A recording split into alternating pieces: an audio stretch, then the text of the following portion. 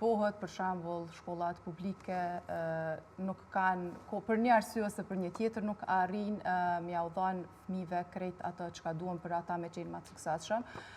Megjithatë nuk mendoj që duhemi me llogarit këto si faj ose si diçka, po mendoj që shteti duhet me bëu diçka në çët aspekt që mos me i detyru prindrit me pagu shtesë tjera kurse ose tjera mënyra për me qenë fëmijët e tyre më të suksesshëm ose për me rrinë që atë pikën ku ata mendojnë ose besojnë që fëmija i tyre mundet. Unë mendoj që çdo institucion arsimor e ka për bërgj, pavarësisht a është i shtetit apo privat, mendoj që e kanë për bërgj të paktën bazën e gjithë shkafit me adhanë fëmijës. Mandej për talente, normalisht që nëse një fëmijë e ka një talent të caktuar, ai patjetër që mundet me ndjek kurse adekuate, që mundet me u fokusu më shumë në qatë pjesë. Por mendoj që bazën e të gjithave fëmija duhet me marrë në shkollë. Kurse sa i përket pjesës psikologjike të fëmijëve,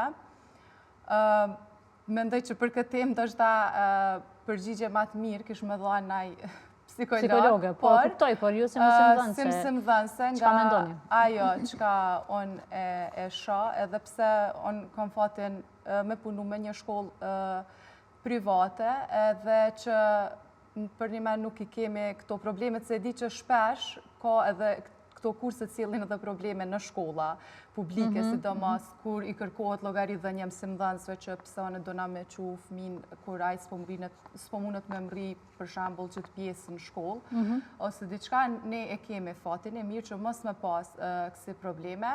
Po çka ofron diçka më shumë shkolla private se ajo publike?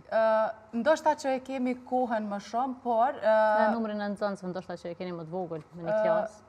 Ndoshta, por mendoj që kushtet janë patjetër faktor që ndikojnë, po edhe mendoj që ato çka na i shohim si prioritete.